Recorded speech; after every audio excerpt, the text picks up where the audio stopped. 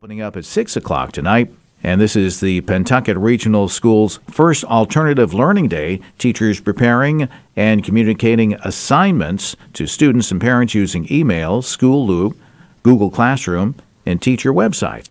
Likewise, Timberlane is having an online learning blizzard bag day. As Miguel Rivera, the uncle and babysitter of Haverhill sixth grader Precious Wallace, sits in jail on several charges relating to her death, including alleged rape of a child, new details have surfaced about the night she fell ill. Just released court documents confirm Precious' younger brother underwent a forensic interview during which he described how the 58-year-old Rivera would give him and his sister a, quote, little red pill before bedtime each time they stayed at his Lawrence apartment to, quote, help them sleep. It's reported he paid the children to ingest the pill, believed to be a medication used to treat nerve pain and depression. A common side effect of the drug is drowsiness. Rivera, who had a valid medical prescription for the drug, previously denied giving Precious a pill to help her sleep when questioned by Lawrence police. On December 15th, the night Precious fell ill, Rivera was captured on video, allegedly flushing pills down the toilet before the police arrived. In the just-released report, police say Rivera provided a DNA sample in the week before the rape charge was filed and adamantly denied that there was any possible reason his sperm or DNA would be found on the child. The girl's autopsy confirmed the presence of Rivera's DNA, along with fentanyl and another drug, according to testimony by Wilson. As WHAV previously reported, Rivera was placed in protective custody at the Middleton House of Correction once news of his rape charge became public. Essex County Sheriff Kevin Coppinger said the security measure was taken after several inmates attacked Rivera, leaving him with bumps and bruises and a small cut.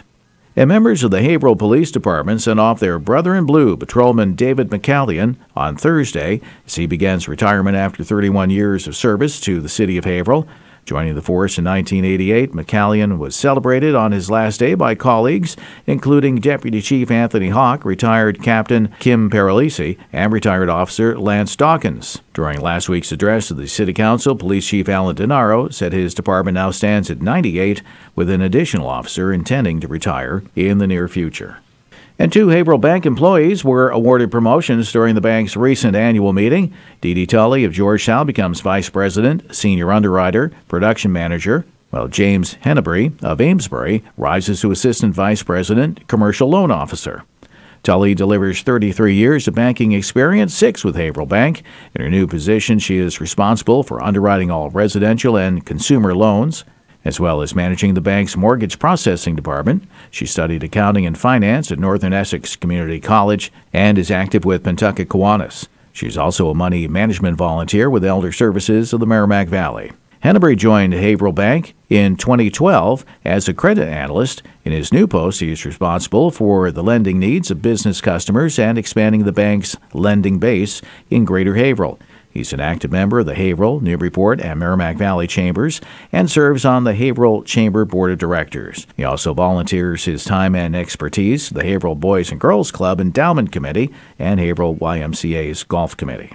In WHAV sports, both the Celtics and Bruins have tonight off, and the Red Sox have an exhibition game today against the Mets. In high school sports and tournament action, in boys basketball, Division I, Central Catholic is in the semifinals. They play on Wednesday. Also playing on Wednesday is North Andover in the Division II semifinals. And in girls basketball, Division I, tomorrow night, Central Catholic plays Peabody at Peabody in the semifinals. And in Division II tomorrow night, Pentucket plays Swampscott at Whittier in the semifinals. Remember, WHAV is the only Haverhill-based news source, and there's always more at WHAV.net. From the Edwin V. Johnson Newsroom, this is Wynn Damon. From Feature Story News in Washington, I'm Kate Fisher. At least 23 people have died after a tornado ripped through the U.S. state of Alabama. Democrats in the United States are launching a sweeping new investigation into possible obstruction of justice, corruption and abuse of power by President Trump. And China has accused 2 Canadian men of spying and stealing national secrets. WHAV weather!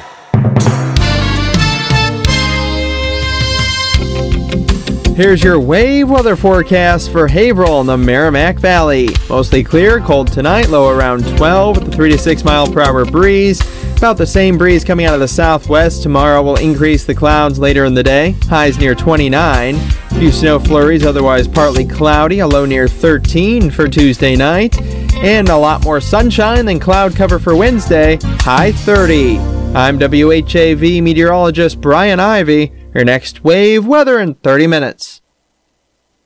Why pay $250 to $350 a year for half as much news? On air and online. 97.9 WHAV provides more Greater Haverhill news more often than any other sources combined.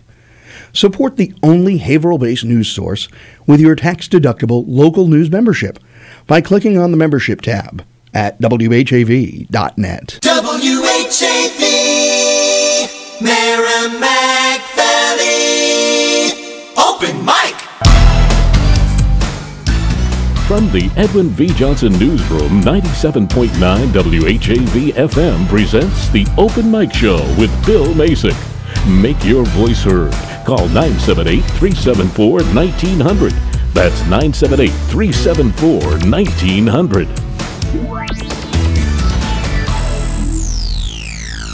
We are back on the Open Mic Show. Bill Macek, I've returned from my special assignment, and I'm now back, and I'm here with co-host Ralph Basiliere. And our special guest for this hour is State Representative Linda Dean Campbell. And we'll be talking to Linda right after we do a little bit of business, talking about some of the things we need to set up for the show for the open mic tonight. If you would like to call in, 978-374-1900 is the number to call.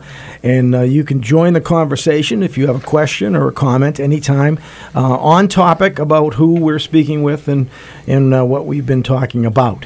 But we also have our birthday anniversary contest, which is something which is ongoing every month. Ralph last week, when I was out, picked the winner for the month of March. So now we're looking for birthdays in the month of April.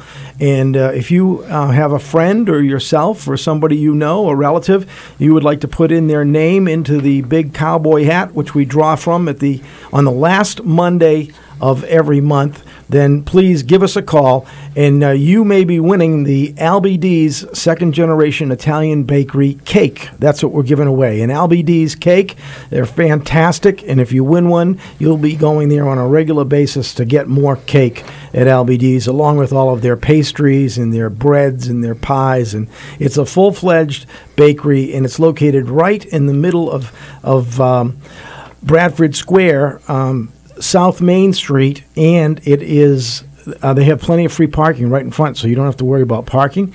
So it's LBD's second generation Italian bakery in Bradford Square, and you don't want to miss it. If you're not going there, you're missing out. So make sure you start going to LBD's. And now I guess it's time for us to speak to our guest for the hour, State Representative Linda Dean Campbell. And thank you for finding time for us and coming in to talk to the people, right? Welcome. Yeah. Oh. Let me just move this down a little bit. There we go. There you go. So we want to get all you people on mic loud and clear. Well, it's good to be here. It's been a little while, and I apologize for that, but it's really good to be here, and thank you for doing the show. No, well, you're important to us too, and anytime you want to reach out to us, in case we're not calling you as quick as we should, you let us know what's going on, and you're either welcome to come in or even call in on a special item. Now, one of the things I think that I want to mention is that you have a new assignment at the State House. You have been appointed to be House Chair of the Joint Committee on Veterans and Federal Affairs, and that is big step. That's a great one. And the leadership role will involve holding public hearings on veterans-related bills, redrafting bills as needed, and working with committee members, House and Senate leadership, Secretary of Veterans Services, and also service agencies in deciding which bills to prioritize.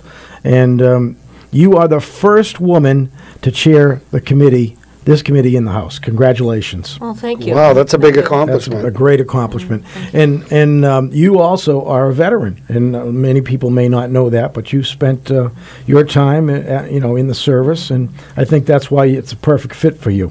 Just like Ralph has spent time as a veteran, and all I can say is I grew up in a very veteran-oriented military family. My mother and father were very big on AMVETS. My dad worked it every day to get new members and to do whatever he could. And so while I didn't personally serve, I am a big supporter of veterans, and anything I can do to ever help out, I'm there with you.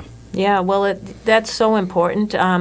We have a lot of vets in the Merrimack Valley, and a sense of community when these folks come home, both for the younger ones and for the older ones, I think is fantastic. And I know a lot of veterans organizations now, Bill, are trying to reach out to families as opposed to just the vet themselves to encourage younger vets and their families to become part of these organizations, because just like anything else, it's a support network for whatever reason. And goodness knows we all need support networks, right? Yes, I mean, no matter absolutely. who we are. And so, the potential there for support networks for veterans, I think, is absolutely critical. So, I appreciate what you do and what everyone else does in the community to bring veterans together. However that happens, I think it's really important. And it also brings folks in who are not veterans, which is doubly helpful and perhaps even more important as well. Well, I think that, we're trying to do what we can in Haverhill. I know we have great veterans organizations, and they're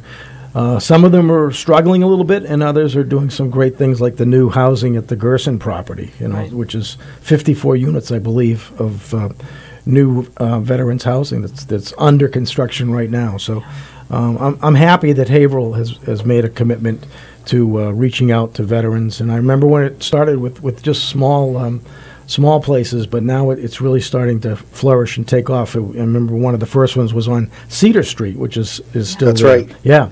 And Affectionately known as the Mansion. yes, that's right. That's In right. colloquial Right. terms. And then Right. St. Rita's Church is now, Right. and its property is being very well utilized for veterans. So we got to keep doing it, and I'm sure we will. What else is on your mind? What else is hot besides traffic? We talked a little bit about traffic going in and out of Boston, which is your route to travel. Right. So, yes, absolutely. So, we were talking a little bit about this before when I arrived here. And it seems to me, I don't know, maybe it's age-related, right?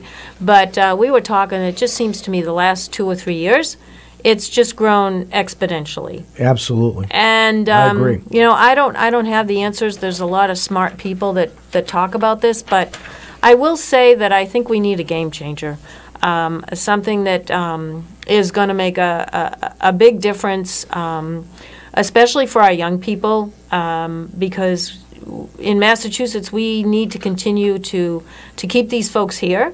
And when they add up the traffic and when they add up the cost of living and trying to get someplace to live that's affordable, these issues just pile up on each other, and it hurts our economy. And I think we're reaching that tipping point, even though the Boston economy is booming, but I think we're reaching that tipping point where people are saying, listen, I just can't take this anymore. It's 4 hours of my day every day, and it's time is money. And so I do think especially for folks up in the Merrimack Valley and those south of Boston too, where it's even worse, I do think that we need to look at a game changer, and it's going to take some money. You think it's public transportation? Is that where you're thinking? Yeah, I think we're reaching a tipping point in that regard. There's a lot of talk this session and in the previous one about addressing some of the really concrete things about global warming, sewer infrastructure, things of this nature in the local community. That too. Yeah. Right. And so I do think that, that's an issue just like that, where we're going to have to think bold rather than small incremental change, because something's got to give. And if we do public, then we can also address the issue of global warming simultaneously.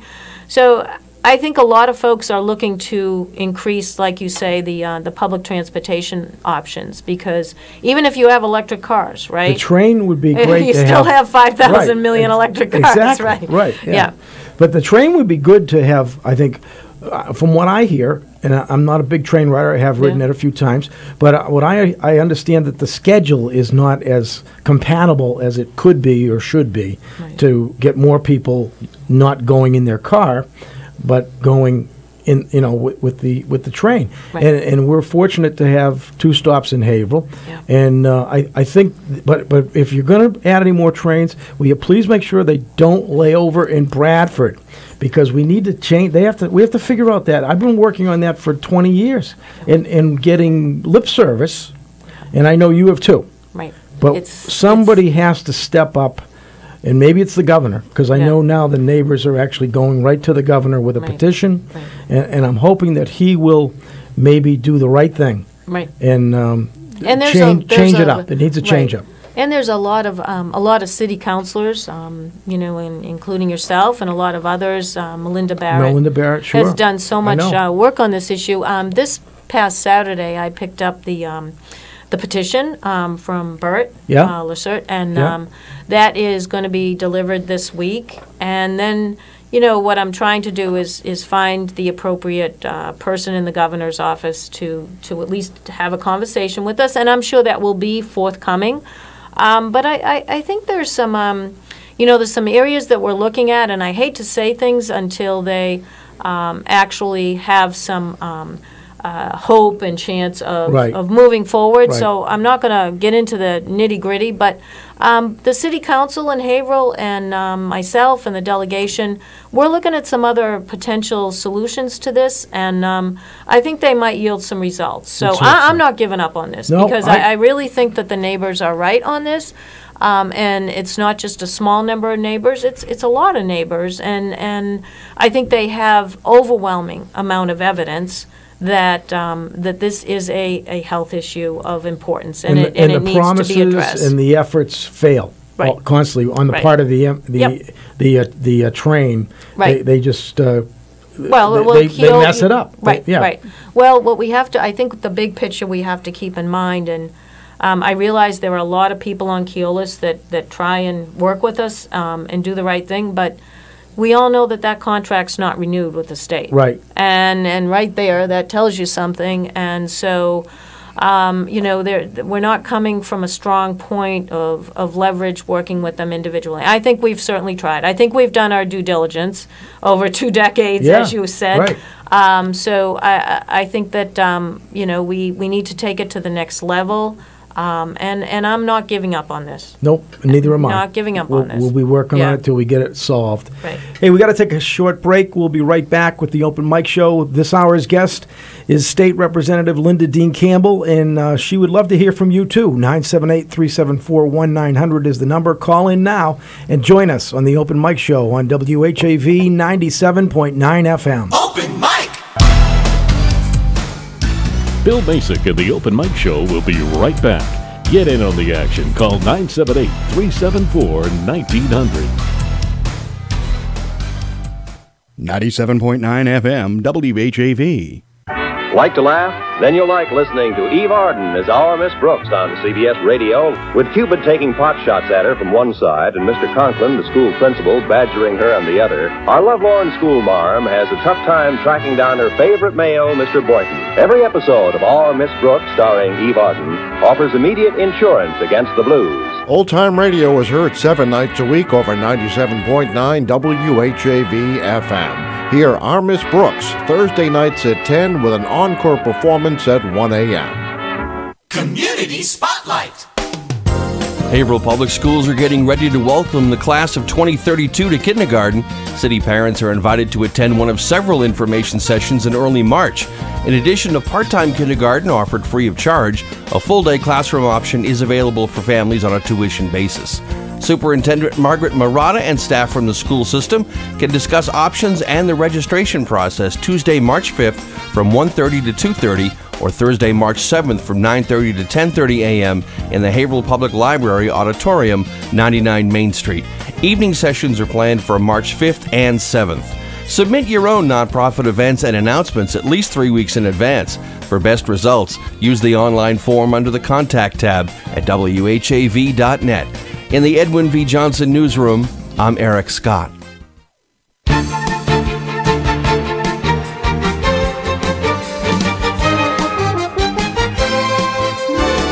WHAV Open Mic.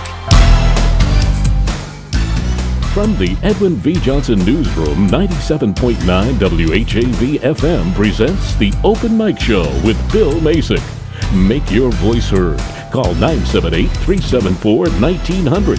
That's 978-374-1900. Back on the Open Mic Show, Bill Macek here along with Ralph Basiliere, and our special guest is Representative Linda Dean Campbell. And in case you missed it, if you're just tuning in, she has now been appointed as the House Chair of the Joint Committee on Veteran and Federal Affairs, and so she's leading the charge for veterans and all the services that can be provided, through the state, by the state. And she is also the first woman to chair the committee in the House. So congratulations to Representative Linda Dean Campbell. And I know you're going to do a great job. And as you do, you were really a steadfast, solid thinker, doer. You make it get done sooner or later. So I'm counting on you to lift the bar a little higher. Absolutely. Well, I really appreciate that. And I'm sure you will. That leads me to a question. I'm curious, as the chair, what issues do you hope to take on as the chair of this committee? Well, the issues are going to be driven primarily by the legislation that my colleagues submit, and also people from the Commonwealth of Massachusetts bring forth tremendous ideas. One of the areas I can tell you personally that I'm interested in is expanding opportunities for veterans to receive both mental health care and addiction treatment and support. And in many cases, I feel like the care is provided. It's just not provided in a timely manner. Right, there's waiting for beds. It's waiting for beds. And if we're talking in a situation such as this, I think there's a lot more that we can do to ensure that this care is provided in a more timely manner. So I think that that's got to be definitely a top priority, especially for a lot of the younger vets coming out right now. Yeah. It's just something that we are very deficient on, just as we're deficient on caring for those with a substance addiction in the general population. Yeah, we have a lot more treatment. We've spent a lot of money on improving treatment, but we read in the paper all the time that this is not going away. So I just think that we have to keep hammering at it and look for ways in the private sector to get more assistance from them in addressing this issue. So that's something that's really, really important to me.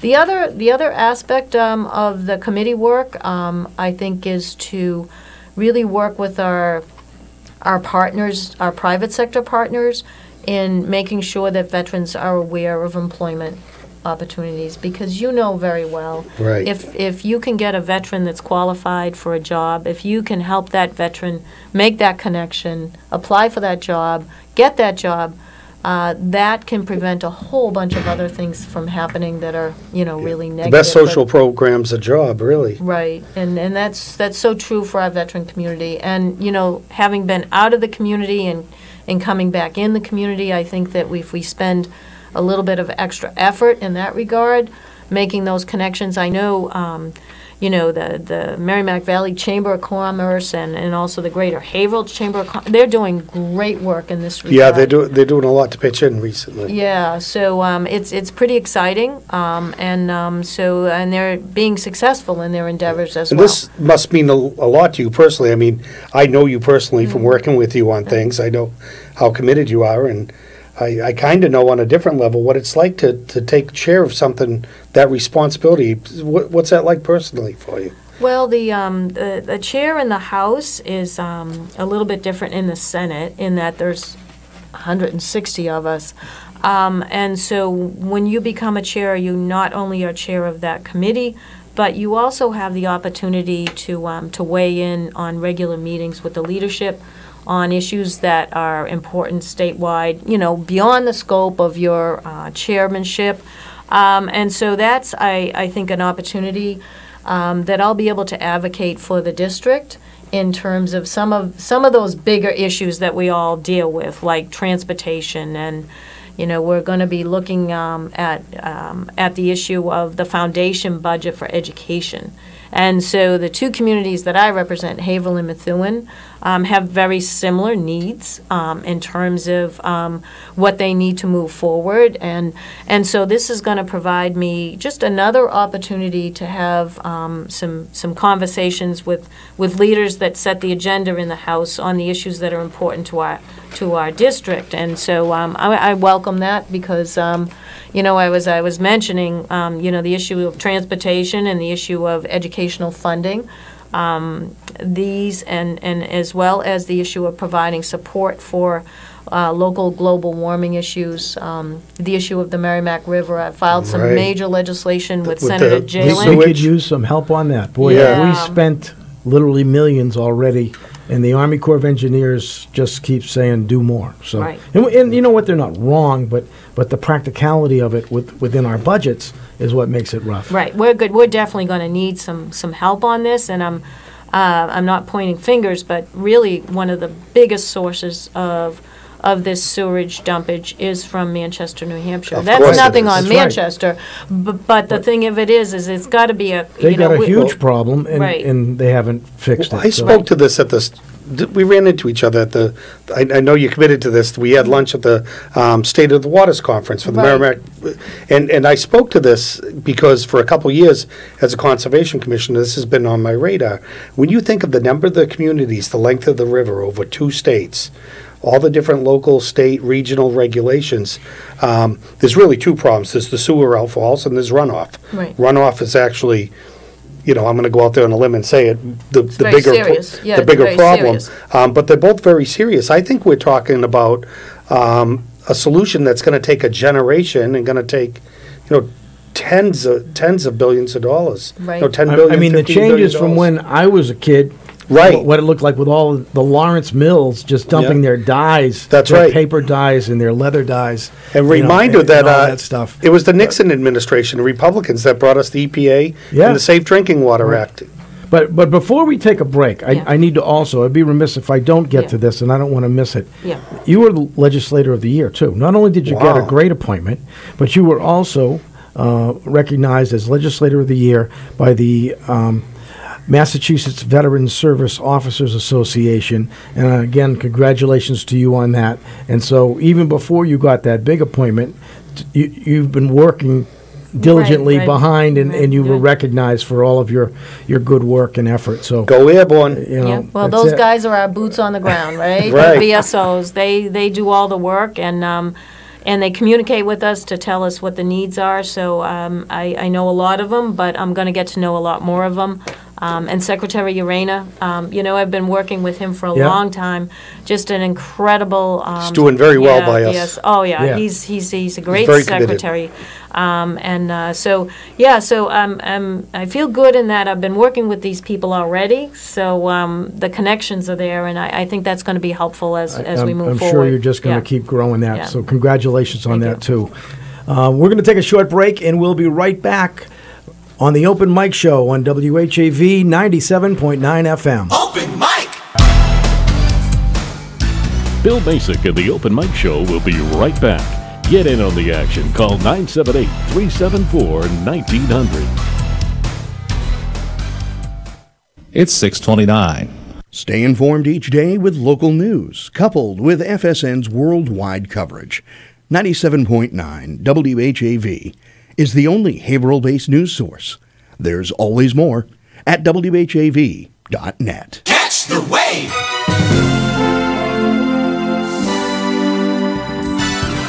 On air or online, 97.9 WHAV serves you. Twice an hour weekdays keep up to date with exclusive local news and weather. Find out about civic events on Community Spotlight every quarter hour. and better prepare with WHAV weather every 30 minutes. Mass Moments, Melinda's Garden Moment, Soundbeat, and Insight Daily complete the spectrum. Hear classic comedy and drama 7 nights a week at 10 p.m. and 1 a.m. Finally, a unique blend of rock and roll hits from the 60s, 70s, and 80s round out the entertainment. Stay with 97.9 WHAV, the only Haverhill-based news source. WHAV weather.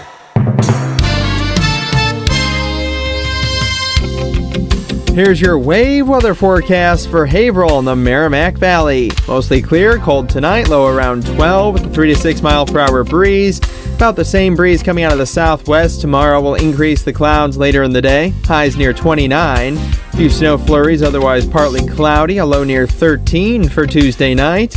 And a lot more sunshine than cloud cover for Wednesday. High 30. I'm WHAV meteorologist Brian Ivy. Your next WHAV weather in 30 minutes. Catch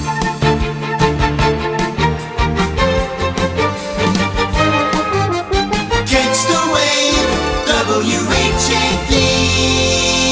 Open mic.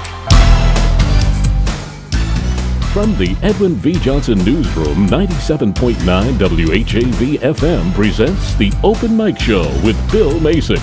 Make your voice heard. Call 978-374-1900. That's 978-374-1900. And we're back on the Open Mic Show, 6:32 on a Monday night. We're here every Monday night between 6 and 8, talking all about the Merrimack Valley. And our special guest is Representative Linda Dean Campbell. She is Methuen and Haverhill. Not all of Haverhill, but she covers all of Methuen. Yeah, and pretty much most of both. Actually, now Methuen, just like Haverhill, cut up. Yeah, Methuen and Haverhill are both growing, and so Methuen has 3 reps now too. So I think it's a fortunate thing for both communities. As I mentioned, they're both gateway cities, right? And so that certainly makes it a lot more straightforward. For those of us that represent both communities. Very, very similar challenges, very, very similar It's probably odd that we have what used to be the Dempsey seat, now it's the Vargas seat, that he has all of a portion of Haverhill and nothing outside of Haverhill. Right, It's very odd, probably, the way the districts are cut up. Right, and it's in a way it's really helpful too. I think for the city, and because the city has grown, that opportunity presents itself, right. And so I think that's a good thing moving forward. Rep. Vargas has been amazing. We communicate many times during the week on multiple issues, and he's really a very, very fast learner. He's grounded. He does his homework. It's really a privilege to work with him. And he just took your old seat on Ways and Means. That's right. That's House right. Ways and Means. And so that's a really good thing. That's a good thing. That's a really, really good thing. It was when Brian Dempsey got that chair, and he ended up chairing it. So right. Yeah. So that's good things. But I have to admit, I'm old enough that I was on the council. My first stint when Brian was on, when he was just coming on, I sat next to him, and then I watched him grow and go, to the House. And same thing, I saw the same kind of flashes coming from Rep. Vargas, because he had that same kind of spirit and unique quality to just kind of he gets it. Brian first on in 86? Yeah. Roughly there, right? Yeah, that was the mid-'80s, and I was on...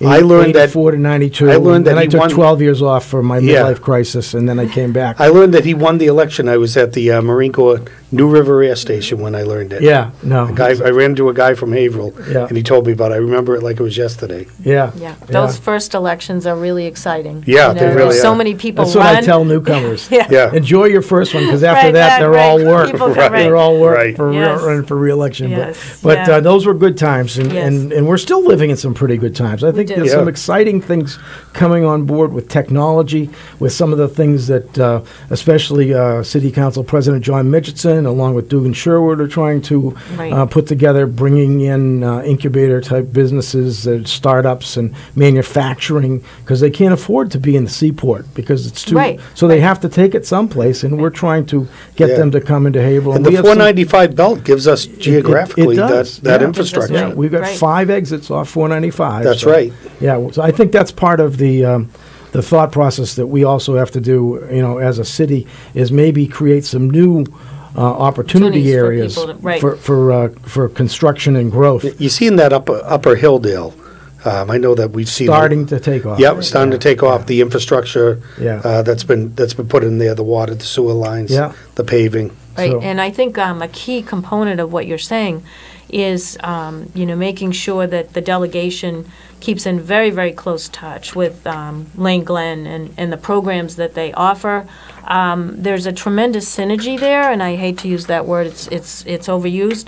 But honestly, knowing what is coming down the pike in terms of demand, there's no reason for people to go to Boston. If we keep working with the educational system, our technical our technical high schools as well, there's no limit on really some of the things that we can bring in. We were just recently over at Southwick, the manufacturing firm, and the delegation was there. We walked around the factory floor. We listened. We looked at the map where people from all different countries come and work there because they need the talent, they need workers, and there is a really serious shortage of folks. So instantaneously we all said, listen, we're gonna tie you into our community colleges and our technical colleges, and let's get going on this right now.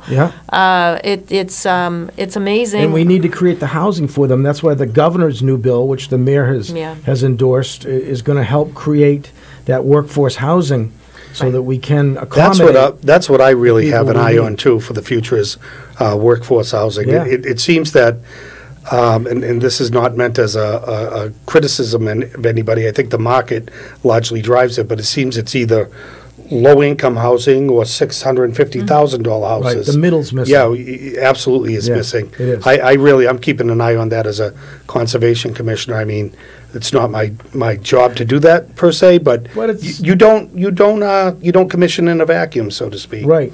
Yeah. And it's a huge part of keeping our seniors in our communities. Right. It really is sad in many cases where seniors want to stay. I know in my district they want to stay there, and they simply can't afford it because, like you said, the bandwidth is high end and low end, and there's nothing in between. Well, near the end of last year, we had a meeting in the council office with there were some reps there from the Merrimack Valley Planning Commission, and the statistics were like startling. How much senior housing we're going to need in the next I think it's 7 to 15 years because of just the graying of the population not being able to support or whether it be physically or financially the housing they have, and where do they go? Right. And that's the problem. Where do they go? And there's a tsunami coming. We get that data in the legislature, and it's put in front of us every year, and then we just don't be able to seem to get to the answer. But I think, to your point, all the mayors from Massachusetts were in this past week advocating for this bill. Good. And it was something that, it was one of those bills, it's like Nikki's Law that I sponsored to protect the intellectually disabled. It had support beyond imagination. It's just that we didn't get to it at the end of the session, and that was not good. I will tell you that was not good. But so what happens at the end of the session sometimes is folks come up at the last minute, major groups come up and say, hey, well, we have a little problem over here. But when you have 200 legislators and a governor that have to agree to something, you can't do it at the 11th hour. Right. It's just not physically possible. There aren't enough hours in the day. So I think bringing these issues up early in the session, I think there's a lot of support for the governor's bill to give communities more flexibility with the housing issue. And then, to your point, more public transportation, more stops. Don't raise the fares on the Right. MBTA, lower the fares and put in more stops. And the delegation is actually having a hearing led by Frank Moran up in this neck of the woods, so folks can talk about what that means to them personally. By hiking these fares, I think what's going to happen is you're going to send people away. They're we don't want that. not going to ride it, Right. and so I think we need to be at least holding firm where we are, and then offering more, and then. So we have to make that investment to make that happen. And it's just like a business. You have to put something up front there to get some momentum. Right. And, I think that's where we are right now. We're at a tipping point for public transportation. Either things are going to be improved, or people are just going to say, hey, it's not a viable system. Right. Right. And you have no energy around it, and you get no money. Call Uber. Right, exactly. Yeah, That's so probably not the right answer because it's No, it's okay, even but- more but that's expensive. where we But are. they'll We're at end a up with Uber yeah. buses or something. You know what I think who will benefit a lot from workforce housing too is young working veterans. And like a veteran like myself, I'm 100%, through the VA, Right. totally and permanent. You know what that means. Yeah. What that also means is that, some of the affordable housing options, I make $57 a year too much. Workforce housing, I'd be eligible for. Right. That would be useful. I have children in college, so I see where workforce housing might be very beneficial to working veterans and to disabled veterans. Absolutely. Yeah, you bet. And public transportation likewise. Right, public transportation's absolutely critical Right, right. to those But things. to allow people to live in a community at a reasonable cost, that want to stay in that community, we're pricing them out, and we can't do that. We can't continue to do that. Right. I worry about that just about, being a lifelong Haverhill resident. I've heard from certain people that their kids, can't stay in Haverhill because they can't afford to stay. Right. And I hate to see that happen because I want the generations to stay in Haverhill and to continue to just, be there as a Haverhill resident their whole life if possible.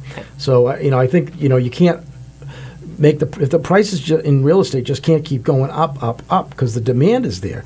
But as Ralph and I were talking before the show earlier, interest rates are going to also maybe start to affect pricing because rates are starting to climb as the rates go from say 3.5 to 5.5. That knocks out a lot of people who can't qualify for the pricing for that, three-bedroom cape. All of a sudden they can't afford that. So it does adjust in its own way, but it's really maybe not a good thing. And I think we're starting but it's time. We're starting to see the indicators of that. Everyone I know who's a land attorney or a real estate agent says they see, this rocket ride we've been on that's ending soon. Right. Yeah, They see I the think we've indicators of it. stabilized because I see the price drops. People the houses aren't selling above the asking price as they were for so long. People are just making a higher bid on the house. Now you're seeing houses sitting, and that the people want to sell them, so they lower the price. Right. And I don't know if either of you have noticed as well, but when you look at the foreclosure stats, they're not really going in the right direction. I think a lot of people think we killed that problem, we knocked it dead. No, I don't think we did. And I think in gateway communities, especially, the foreclosure numbers are pretty darn high.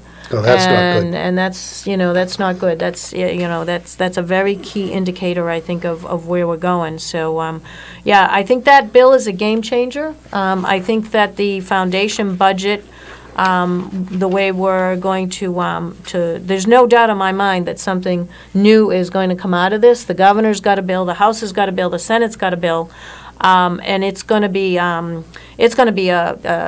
really fierce debate as to what comes out in the end. But there will be an education bill, I'm convinced, at the end of this. Now, do you think some of these bigger issues are going to happen not in the 2-year cycle? I mean, I don't know if everybody understands that there's really a traditional 2-year cycle for bills to get filed, and it's only near the end that most of them, if they come out, get voted on. Right. So, this particular issue, the issue of the foundation budget for communities, it's going to be a battle royal, and it will not come out till the end.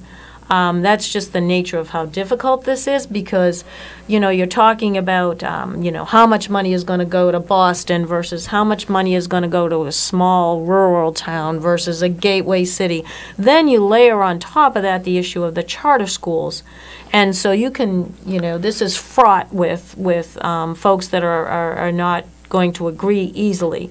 So you're right. There's a lot of passion in these issues. There's a lot of passion in this issue. So I think that that issue is going to, that's going to be resolved towards the end of the session. But there are some issues like the housing bill, like Nikki's law that I filed that, had 200 sponsors that just didn't get over the finish line. Some of those where we've reached some more conclusive cohesion, those will get kicked out early.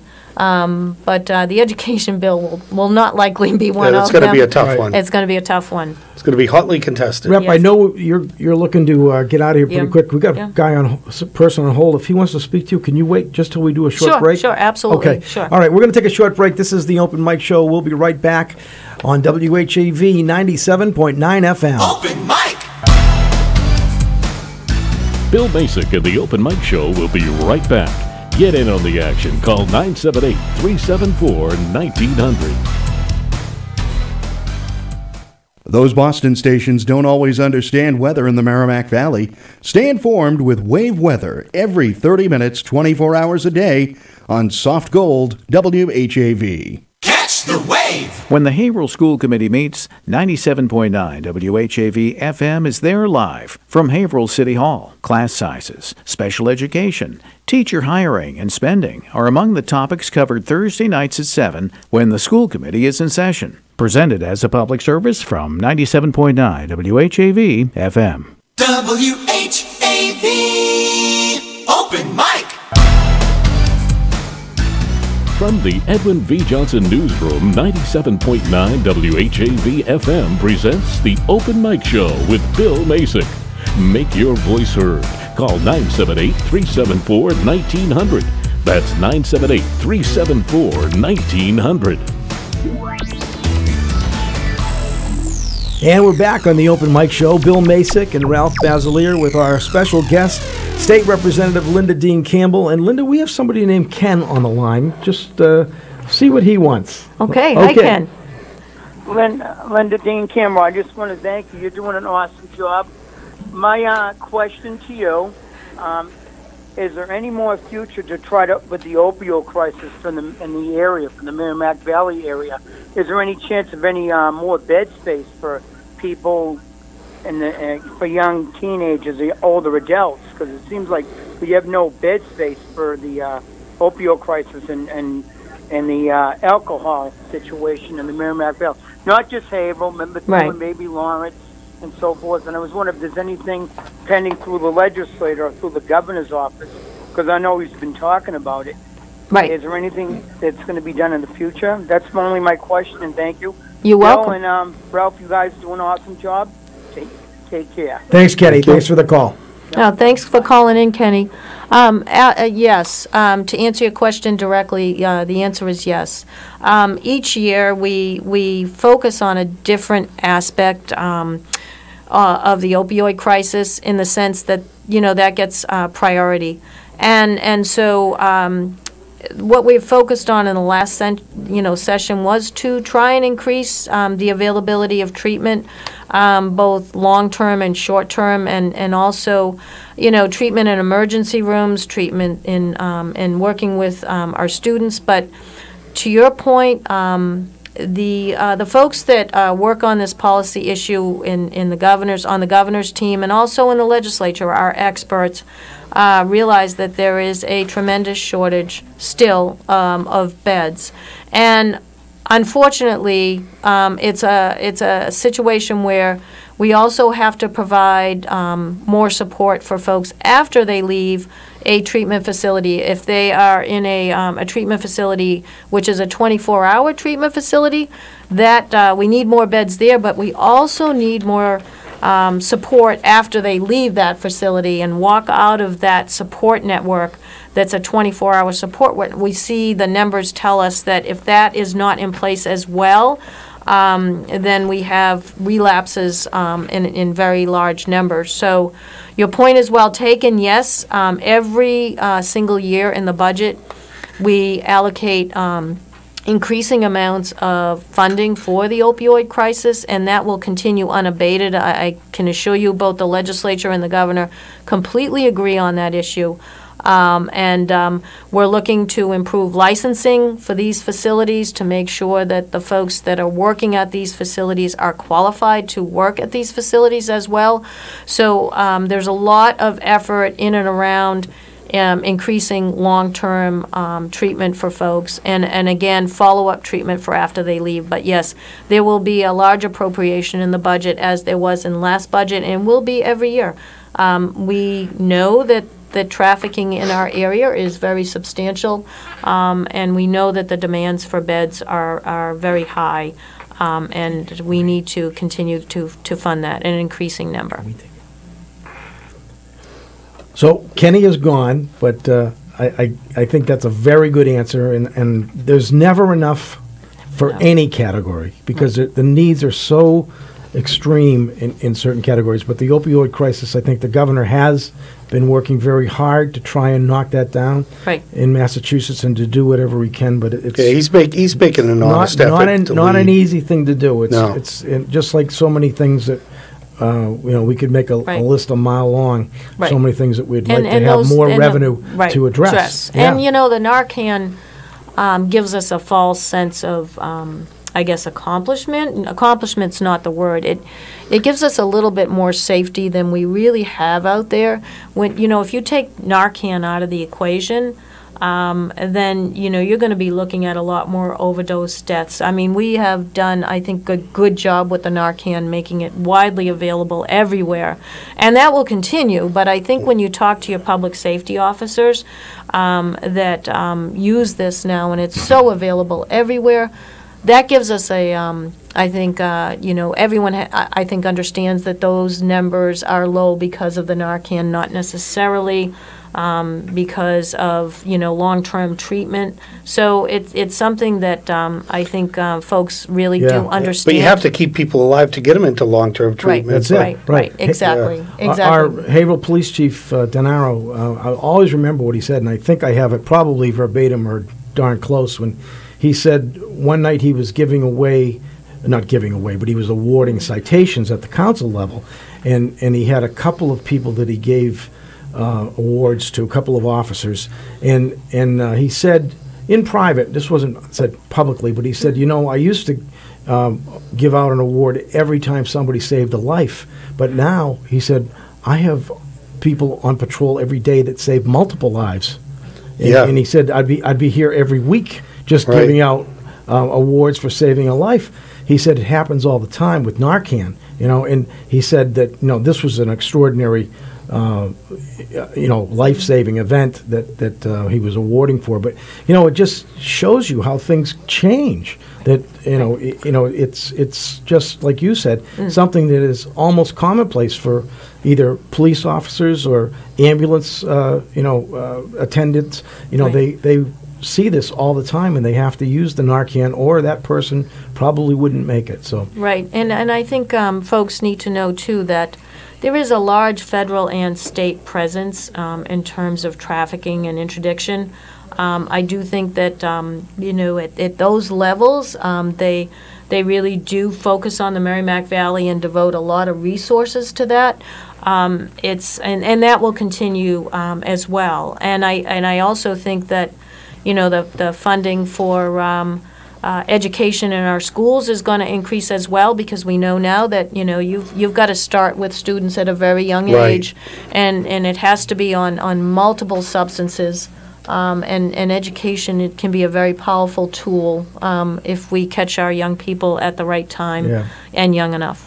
I know you want to get out of here because there's someplace else to go, but our producer just said there's another call. Okay. Can you hold? Sure. All right. You're very popular. Let's go to our next call. Hello, caller. How are you? Who is this?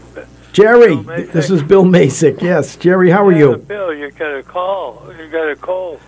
No, they may have just readjusted the EQ on the microphones and make me sound more radio-like. No, but anyway, your rep is here. I know that. And, from time to time, Jerry is from Methuen, in case. She's asked to do a special charter revision, change the law. And in this particular situation, it was change the ethics law or get some kind of a variable on it. So there were a number of people wanting to other jobs. One in particular, I think he worked for the school department, but then he was a city council, but then he got a job on the police department. And under that special act, though, he was allowed to do it apparently. But then he got I'm not going to say fired, but he got replaced.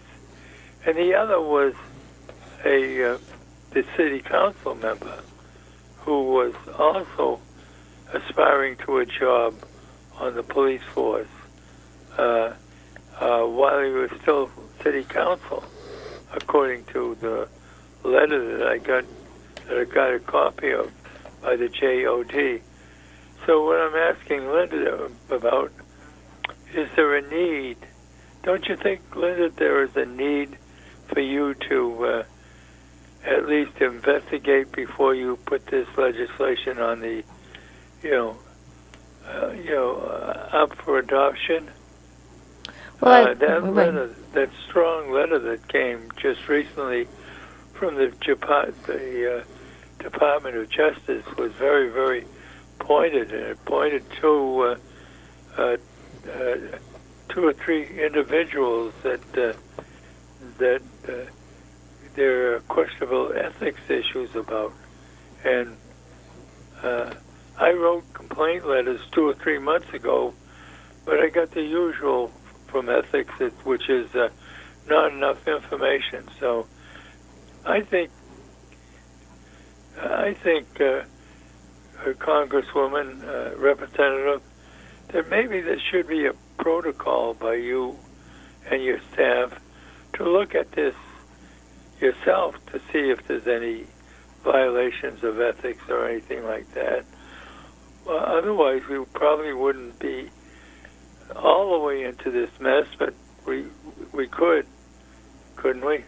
Jerry, we got to let her answer. I want to thank you for your call. We're going to run out of time, but Representative, sure. You want to give him an answer? Sure. So, Jerry, I know you're talking about the just in terms of the question, the situation in the city of Methuen, which is a very serious situation. What I will say is that home rule petitions, when they come forth to legislators, usually are looked at unless they're illegal. It's the will of the city. And so there has to be some separation as far as that is concerned, because you can only operate at one level of government at the same time. And so I typically do not get involved in city issues, because we have we have dedicated folks at city level government across the Commonwealth. I will say this, Jerry, in terms of the situation in Methuen, you may be aware that I did call for the IG investigation. I led that. Was very, very vigorous in requesting that be done, because there needed to be some outside investigation of the city. And that, as you well know, yielded a very lengthy and detailed Inspector General report, which had a very positive impact on the situation.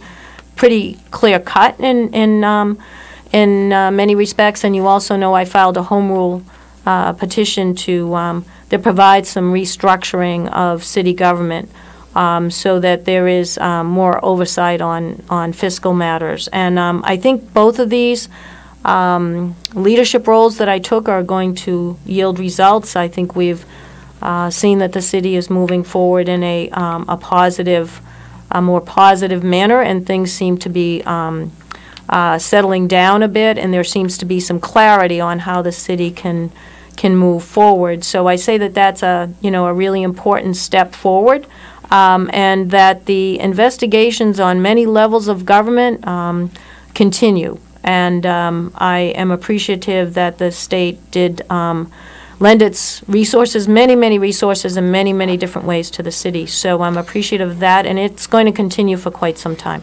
Well, thank you for your call, Jerry, and State Representative Linda Dean Campbell. Thank you for all of your time coming in and answering a lot of questions, and I'm sure making a lot of people think a little harder, and in a good way. And also knowing that you're on the job and you're going to get things done no matter what it takes. Sooner or later, we'll get to the end, right? Well, it's a privilege to talk to you guys and to work with you guys. Yeah, great to have you. Privilege to work with you. You do a lot of great work, so thank you for Thank what you Always do. a friend to the veterans. We're going to take a short top-of-the-hour break, and we'll be back.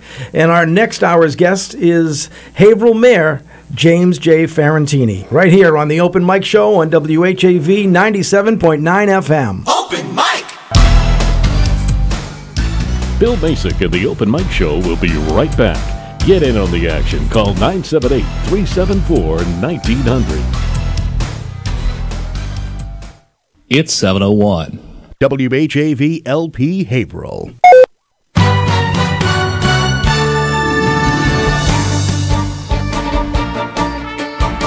Here's the latest WHAV news. I'm Wynn Damon. The overnight storm caused a number of cancellations and delays. No school held in the area today. And Haverhill Mayor James Fiorentini declaring a snow emergency until noon. And Governor Charlie Baker saying the state offices would be opening up at 11 o'clock for all non-emergency state executive branch employees. National Grid brought in additional crews to help restore power if necessary. And UMass Lowell, including the Haverhill campus, opening up at 6 o'clock tonight. And something new, the Pentucket Regional School's first alternative learning day. Teachers preparing and communicating assignments to students and parents using email, School Loop, Google Classroom, and teacher websites. Likewise, Timberlane also having an online Blizzard Bag Day. Haverhill Mayor James Fiorentini backing Governor Charlie Baker's decision to file legislation that bolsters the state's housing choice initiative to support production of 135,000 new units of housing by 2025. Started 2 years ago, the program aims to use incentives and capital grant funding to encourage community-led housing efforts across the Commonwealth. Fiorentini calling last week's legislation a step in the right direction. Haverhill has several housing-related redevelopment projects underway. As WHAV previously reported, the former Gerson Furniture Building is being turned into 54 units of veteran housing in March of next year, with other projects in the works to convert the former Haverhill Music Center and Trattoria Al Forno restaurant into properties. The mayor's newly appointed Master Plan Committee has been tasked with assessing the city's future housing and development needs. Fiorentini is expected to discuss his thoughts on housing in Haverhill during tomorrow night's State of the City address, which WHAV broadcasts live on 97.9 FM starting at 7 p.m. And members of the Haverhill Police Department sent off their brother in blue, Patrolman David McCallion, on Thursday as he begins retirement after 31 years of service to the city of Haverhill. He joined the force in 1988 and was celebrated on his last day by colleagues including Deputy Chief Anthony Hawk, retired Captain Kim Paralisi, and retired Officer Lance Dawkins. During last week's address to the City Council, Police Chief Alan Denaro said his department now stands at 98, with an additional officer intending to retire in the near future. In WHAV sports, both the Celtics and Bruins have tonight off, and the Red Sox have an exhibition game today against the New York Mets. In high school tournament action, boys basketball, Division I, on Wednesday, Central Catholic plays Lowell at Lawrence in the sectional semifinals. In Division II on Wednesday, North Andover plays Somerville at North Andover in the sectional semifinals. In girls basketball, Division I, tomorrow night, Central Catholic plays Peabody at Peabody in the semifinals. And in Division II, tomorrow night, Pentucket plays Swampscott at Whittier in the sectional semifinals. In girls hockey, Division I, the Methuen-Tewksbury team has advanced to the quarterfinals with their opponent and game time still to be determined. It's March Membership Month at 97.9 WHAV-FM. Help keep local news on the air. For a small monthly amount, you can help ensure the things you care about, education, crime, taxes, and more, continue to be heard by WHAV's ultra-sensitive microphones. Become a member today. It's easy. Just visit WHAV.net and click on the photograph of Tom Bergeron. Members receive a Tom Bergeron membership card and a bumper sticker. Remember, WHAV is the only Haverhill-based news source, and there's always more at WHAV.net. From the Edwin V. Johnson Newsroom, this is Wynn Damon. From Feature Story News in Washington, I'm Kate Fisher. At least 23 people have died after a tornado ripped through the U.S. state of Alabama. Democrats in the United States are launching a sweeping new investigation into possible obstruction of justice, corruption and abuse of power by President Trump. And China has accused 2 Canadian men of spying and stealing national secrets. Wave weather.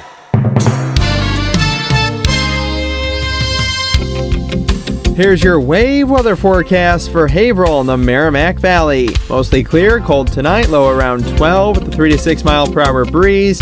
About the same breeze coming out of the southwest. Tomorrow will increase the clouds later in the day. Highs near 29. Few snow flurries, otherwise partly cloudy. A low near 13 for Tuesday night. And a lot more sunshine than cloud cover for Wednesday. High 30. I'm WHAV meteorologist Brian Ivy. Your next wave weather in 30 minutes. This spot could have been yours. Support WHAV's local approach with your underwriting. Go to WHAV.net and click on advertising to reach thousands of new customers.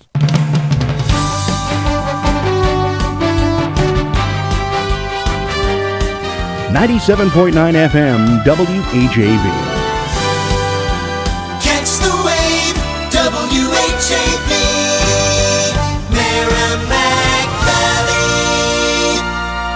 Open mic. From the Edwin V. Johnson Newsroom, 97.9 WHAV FM presents the Open Mic Show with Bill Macek. Make your voice heard. Call 978-374-1900. That's 978-374-1900. And we're back for another hour on the Open Mic Show every Monday night from 6 until 8. We are here talking about the Merrimack Valley in general, but a lot about Haverhill. And this hour's guest is going to be Haverhill Mayor James J. Fiorentini. We'll get to him in just 1 second, but first let me just do a little bit of business. You know, it's March membership month at 97.9 WHAV FM, so you should help keep local news on the air with a small monthly donation, and you can help to ensure that things continue, and we'll be talking about all the going-ons here in Haverhill. WHAV is ultra-sensitive to reporting and the microphones here. So become a member today. It's easy. Just visit WHAV.net and click on the photograph of Tom Bergeron, and then you'll receive a Tom Bergeron membership card and a bumper sticker for your support. And I'd like to also give credit to LBD's second-generation Italian bakery located in Bradford Square, right in the center of it, and they even have their own private parking, so you don't have to fight for a parking space. But you can stop by LBD's second-generation Italian bakery and check out all the goodies that are there, and we want to thank them for being part of our anniversary birthday contest. So if you know somebody with a April anniversary, call it in and we'll get the name into our cowboy hat, and it'll be drawn out the last Monday of March, and that person will win a free birthday or anniversary cake from LBD's second generation bakery in the middle of Bradford Square. Wonderful. Yeah, I know. But we aren't qualified because we're working here now. I can't get the cake. We can never get that cake. That's okay. My doctor has me on a diet. Oh, okay. You probably noticed I lost 7 pounds in the last 3 weeks. You know what? I thought you looked a little slimmer. Thank there, you, Ralph. Yeah. Thank you. All right, let's get to our special guest, and I want to say thank you very much to Mayor Fiorentini for finding the time to be part of the Open Mic Show. And good evening, Mayor. Thanks very much for inviting me, Bill. How's it going? Oh, going great. How are you doing? Wonderful. Great. And I want to just say right up front that you said you were going to take care of the plowing issue, and I can't remember the streets being plowed. I'd be anxious to hear from residents, because it really doesn't matter what I think. No, but you really accomplished, in my opinion, from what since that little snafu, I think the streets have never been plowed so well and so wide. Well, Good. I'm glad to hear that. Yeah, absolutely. Let's hear from residents. Okay, yes. 978-374-1-900. If you would like to call in and talk about the plowing or anything else, we have Mayor Fiorentini on the line for your questions and comments right now tonight until 8 o'clock on the Open Mic Show. So tomorrow night we have the State tomorrow of the night City. is the Mayor's State of the City address. Looking That's forward right. to that. 7 o'clock, and it'll be here live on WHAV. And I got my invitation Friday afternoon. Also, HC Media will have it on their TV station. So it's a great event. Mayor, anything you're willing to talk about regarding that address? Absolutely. As soon as I get done writing the speech. But I'm going to be talking about the Haverhill of tomorrow and say that this is our chance. People are being priced out of Cambridge. They're being priced out of Salem. They're being priced out of Boston. They're being priced out of Somerville. And now they're even being priced out of Newburyport. And businesses are too, because of the very high cost of land, the very high cost of building. This is our chance to attract new businesses and new residents to our city. And we want to proceed carefully, go to a new master plan, figure out where we're going to locate new businesses and new residents, and really boom our city. I'm going to be talking about what I call the first phase of the Haverhill Renaissance, all that's happened downtown and some great new things that are happening. But downtown is pretty much built out. Now we need the second phase, phase 2, and this is our chance to really move Haverhill forward. I know you were in support of the governor's bill to, 135,000 new homes that the governor wants to help build? Correct. What the governor has said, and I agree with him 100%, is that housing brings business. Years and years ago, business brought people, but now it's the opposite. I had a nice man come to see me recently. He develops business parks up in New Hampshire. And he said he's been following Haverhill, and he's very interested in Haverhill. He wants to bring some business here because of the new residents we've brought in. He said businesses go where there are good residents, good employees who can work for them. And this is what we want to attract. We want the business. We want the attractive new residents. And this is our chance to do it. I agree with you. I think that it's a balance. We have to have a certain amount of commercial industrial space, but we definitely need the people because the employers do look to see what is the workforce available for us to hire. There's a reason why businesses go to Haverhill, why they go to Lynn, they go to Lawrence, and you don't see all that much industry or business going to the small rural towns. First of all, they don't want them. They're not zoned for it. They just don't want them. But secondly, they have a very small employee base there. So I'm going to be talking about that. I'm going to be talking about not just bringing in more residents, but fixing up the areas that we now have, fixing up the Mount Washington area by adding more inspectors and by bringing in more first-time home buyers. We've tried a lot of things to reduce crime. Crime is now at the lowest level that it's been in a decade. But we still have a problem with gangs, guns, and drugs. We have a problem with a few people who go off and fight, and all too often they have guns. Bringing in more first-time home buyers to the Mount Washington area will be the best anti-crime tool that we can have. They'll be our eyes and ears on the ground. Anything that goes wrong, they'll call us and they'll tell us. So I'll be talking about that. And I know that we have some great local organizers like Keith Boucher, who's trying to... Keith will be there tomorrow night, and I'll be talking about him. Absolutely, yeah. He's really a good planner, and he's doing some great stuff up there, as are a few others that are working to try and bring back the Mount Washington district. So Keith's done a wonderful job. Yes. He's done a wonderful job of linking people to jobs, and that's what we need. Now, also, I think people, I've heard this in the past, that a certain employment culture is out there that wants to hire veterans, and I think we're also delivering veterans, with the new housing, and a lot of them are moving to Haverhill because of what we offer. I'm all for hiring anybody that lives in Haverhill. Absolutely, me too. But I think certain people like a veteran's training, how to follow rules. I'll be talking a lot about the Mount Washington area tomorrow. Great. If you look in Haverhill in general, our unemployment rate in November was as low as it's been in many decades.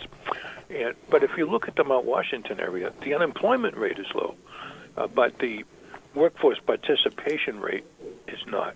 We still have a lot of people who have given up.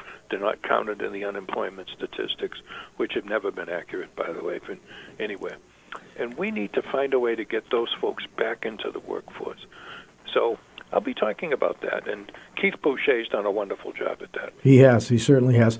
Mayor, for our listeners, if you could just talk a little bit about, I know where you stand on this and what you feel, but a lot of people think we need, another dozen police officers or more people. But, I think that, you understand the makeup of what we have to do. We can't even get them on the force, even though we've created the positions. Could you explain that a little bit? Sure. Adding police officers in the budget makes people feel good. Freakonomics is an interesting book my son got me a few years ago. And they went and looked at, is there a comparison between police and crime? And the answer is no. More police does not mean less crime. What there is a relationship between is the number of police in election years. Makes people feel good to hire them. But adding them to the budget doesn't do anything. Because of civil service rules, generally we're unable to actually hire them. Right. We have now in our budget more police than we've ever had in our history. And as I mentioned, our crime rate is as low as it's been in decades. What we need to do now is come up with new and innovative solutions, and one of them is fixing up our housing stock, moving more first-time home buyers into areas where there is some crime, and they can be our eyes and ears on the ground. This is the best anti-crime tool that we could ever have. I agree with you 100% on that. And I also think that you allowed to happen many, many years ago, probably a decade ago or longer, to bring in technology, which they're not humans, but they allow our police to actually see and find out what's going in areas just by clicking around in the computer in their car. They can see what's going on in many areas. Yeah, great force multipliers. It's hard to believe it, but hard to people remember. But I was actually on the city council, as you know. Were you on the council? When you became mayor, I got on the city council. We never served together. No. Okay. Yeah. I was on the council for 8 years. And when I was on the council, I was opposed to putting cameras everywhere. But I changed my mind on that when I saw how effective they were in New York City. I sat the other day, I was at a breakfast at my church. I go to All Saints Church. And I talked to a gentleman who lives up in the Mount Washington area. And he said putting in a camera at the bottom of his street has really helped. He said because people who were planning to commit crimes there see the camera and they don't drive up the street because they know the camera will capture their license plate. We've caught many, many people with the cameras we've put around the city, including murderers, by the way, who commit crimes right underneath cameras. As unbelievable as that seems. Yeah. So, we're going to keep that up and keep adding cameras. It's a great resource. I think we have to do it. This is just a fact of modern times. Right.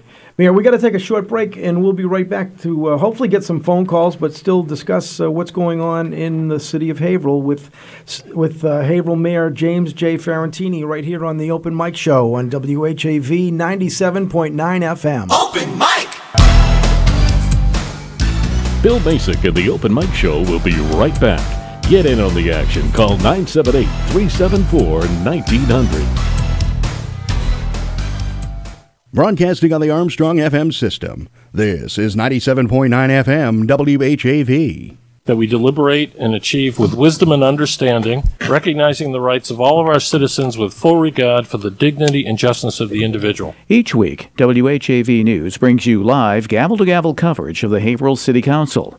Listen to 97.9 WHAV FM each Tuesday night at 7 when the City Council is in session from the Theodore A. Pelosi Jr. City Council Chambers in City Hall. Presented as a public service from 97.9 WHAV FM. Community Spotlight. Elder Services of the Merrimack Valley is in need of drivers to distribute Meals on Wheels to homebound elders in the Haverhill area. Distribution takes place weekdays, and more information is available by calling Virginia 978-651-3020. Submit your own nonprofit events and announcements at least 3 weeks in advance. For best results, use the online form under the Contact tab at WHAV.net. In the Edwin V. Johnson Newsroom, I'm Eric Scott. Open mic! From the Edwin V. Johnson Newsroom, 97.9 WHAV FM presents the Open Mic Show with Bill Macek. Make your voice heard. Call 978-374-1900. That's 978-374-1900. And we're back on the Open Mic Show. Bill Macek here along with Ralph Basiliere, and our guest on the phone with us tonight is Haverhill Mayor James J. Fiorentini. Thank you for spending some time with us this evening, Mayor, and we are asking people to call in with comment or questions at 978-374-1900. Ralph, do you have something you'd like to I do. Someone was on the cell phone that we lost, but they had a question that we got, and that was about the question of the crime statistics, Mayor. Their question was, how do you quantify that crime is at its lowest rate? What's being measured, I think, was their question. These are all statistics that are compiled in a certain way, submitted to the state, and when we look at the total number of crimes, and I understand we have a problem with gangs. That's why we've added 24 police over the past 8 years. But the total number of crimes is down dramatically in Haverhill. It doesn't feel that way. I get that, but it is. But also, we've also added the UTEC on top of the police, I think. Well, last year, we took the position that just adding police wasn't enough. We had to come up with more innovative solutions. So we put in money for a social worker to go around with police and when people are addicted to see if we can get them into treatment. And we added the UTEC program. And we added, with the police, we added a gang unit. Now, it's too early to tell if these things are going to work, but we certainly hope so. Overall crime was down 8% last year. 5th year in a row that crime has been down. Wow. You know what else I'm seeing, Mayor, that I like? I've been seeing a lot of these new... hey, this is Ralph Basiliere. Right. I didn't know you were on, Ralph. Yes, I'm on, Mayor. Good to talk to you always. I was looking forward to seeing you, but it's nice to talk to you just the same. I've been seeing these new LED lights. There's a couple on my street, and I got to tell you, absolutely love them. I love them. They really distribute light great. But we've several thousand of them, right? Our street light had been out for months, and... my wife's been after me to get it fixed, but I didn't want to put my light at the head of the line. There you go. go. We're replacing all the lights in the city, all the street lights, with LED lights, and we anticipate saving about $350,000 a year. Now, that $350 savings, Mayor, is that an electricity cost or maintenance cost or the combination? It's a combination, but mostly it's maintenance costs. We were paying $500,000 a year to National Grid for maintenance and got almost no maintenance in exchange for that. Wow. Yeah, I like the lights. There's a couple of them on my street. I think they throw light very well. And speaking of reducing crime, street lights hopefully will help us there. And I see that we're having electric charging stations going downtown. For this. We are. There'll be, I think, 4 electric charging stations for people that have electric cars. I'm not one of them, but maybe I will be someday. Now, is it true we're going to name those after Joe Bevilacqua? Did I hear? I've heard that rumor. Yeah, sure. Like that. The Joe Bevilacqua Memorial Charging Station. I see somebody watches council meetings. Yeah, exactly. I don't know if you want to put memorial to my in jokes. Right, right. I did. I just burglarized your joke, Mayor. And I see that the Ward Hill Business Park, where we're broadcasting from, has its highest all-time occupancy at 98%. That's really incredible. I don't know if it's really that high. That's what Bill Pillsbury said. But, we've reached the point where we have to turn businesses away now. Businesses call us and say, we'd like to come to Haverhill. Right. And we don't have a spot for them. We need to create the number one goal of our master plan committee, which is going to kick off this week, is going to be to find a location for a new business park. And we've seen some activity kind of down at the end of Hilldale, where the infrastructure was put in, and now we're we're seeing businesses that are coming for permits. New England Tractor Trailer School is coming. Yes. Yep, that's I all think good. They came from Methuen or Lawrence. North Andover, I believe, right? They were at the old Lucent. Right. Yeah, I was more than happy to steal them away from North Andover, so to speak. Mayor, you had brought up a little bit earlier about the downtown Renaissance and some of the the Sal Lapoli building and Harbor Place. We're finally getting onto the Merrimack Street area, and I think that it's going to also start going on both sides of the river with the rail trail and the Fiorentini rail trail, I might add, and I think that if we give the opportunity for those zones to be rebuilt for the 21st century, I think we have a lot to offer. I'm very thrilled, honored that the Lapoli companies decided to invest highly in the city of Haverhill. They're building a $30 million development downtown, 10 stories. It's going to have a very unique look to it. I hope the public likes it. It's going to be a mostly glass building designed by some famous architectural firm from the Boston area. It's going to be 10 stories. There'll be waterfront dining on the first floor, rooftop dining on the 10th floor. First time we have up at rooftop dining like that. There'll be the Northern Essex Culinary Arts Institute. There we'll be educating our children, our kids, about how to get jobs in the culinary arts industry. Yeah, so I think I'm that's very fantastic excited about it, and it's coming along very well. They're moving very quickly.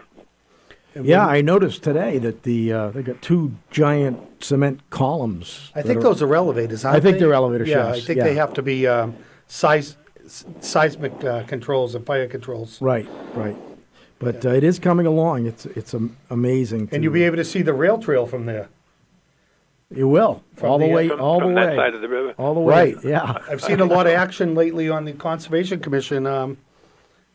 Towards that.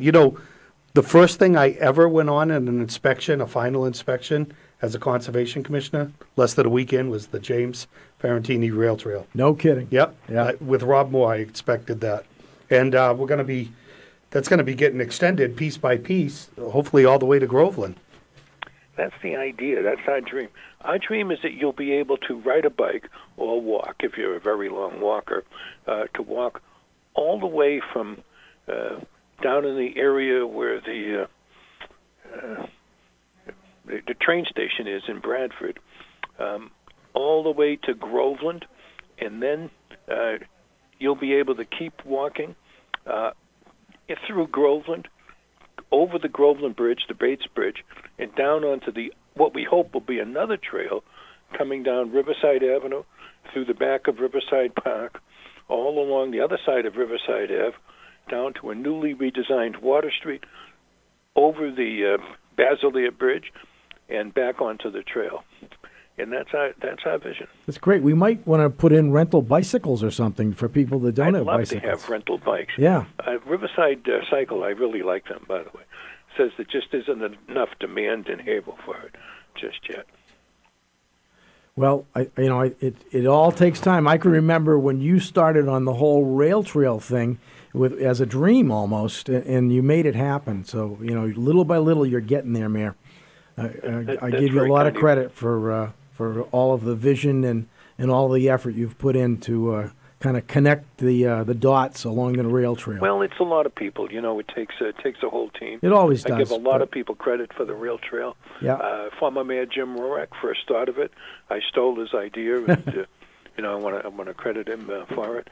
And many people, the rail trail committee, helped to make that happen. And it's a great group of residents, strong support from city councilors like yourself.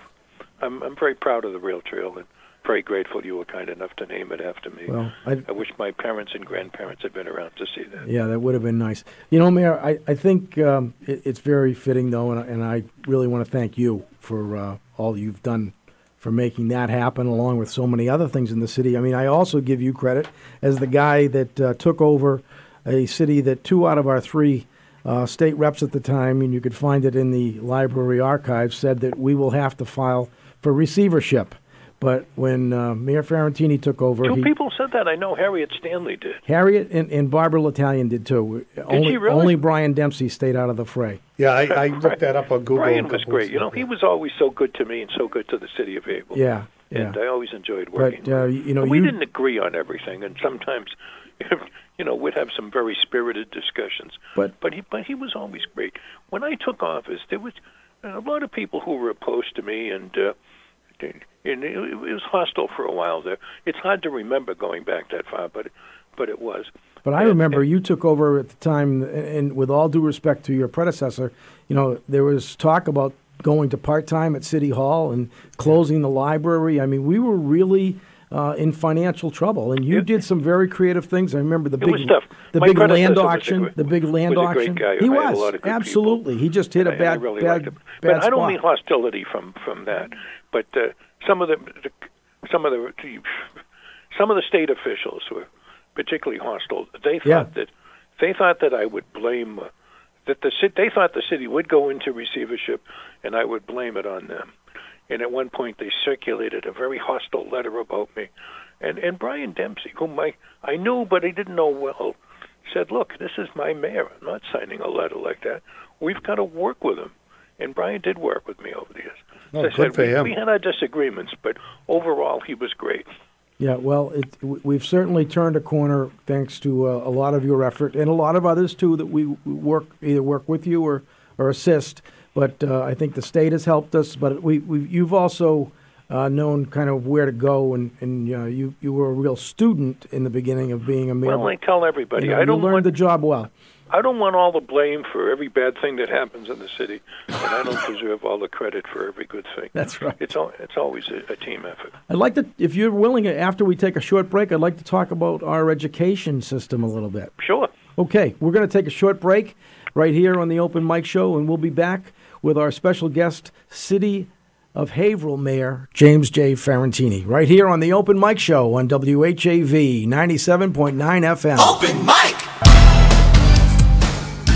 Bill Macek and the Open Mic Show will be right back. Get in on the action. Call 978-374-1900. It's 7:31. 97.9 FM, WHAV. Catch the wave! Melinda's Garden Moments help gardeners create and maintain a healthy, beautiful garden with ease, inside or out and all year long. This is Melinda Myers, inviting you to tune in every weekday morning, right here on WHAV. You'll learn creative ways to grow your own vegetables and herbs while beautifying your landscape. Eco-friendly lawn care, flower garden design basics, unique container gardens, attracting birds and butterflies to the landscape, and much more. Again, please join me weekday mornings for Melinda's Garden Moment for a very environmentally friendly approach to gardening. Remember, only local radio can bring you this feature opportunity, but only WHAV does. Wave weather!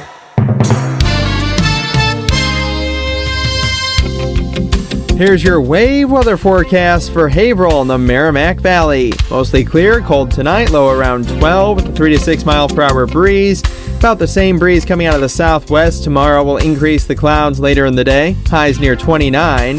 Few snow flurries, otherwise partly cloudy. A low near 13 for Tuesday night. And a lot more sunshine than cloud cover for Wednesday. High 30. I'm WHAV meteorologist Brian Ivy. Your next wave weather in 30 minutes.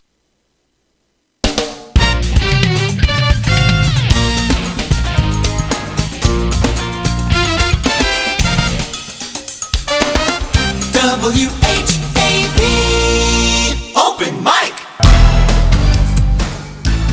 From the Edwin V. Johnson Newsroom, 97.9 WHAV FM presents the Open Mic Show with Bill Macek. Make your voice heard. Call 978-374-1900. That's 978-374-1900. And we're back on the Open Mic Show on WHAV 97.9 FM. Bill Macek and Ralph Basiliere. And our guest tonight is Haverhill City Mayor James J. Fiorentini. Mayor, here we go again. We got a little bit more to go here. Thanks for being with us. Thanks, Bill. Okay. I had mentioned education.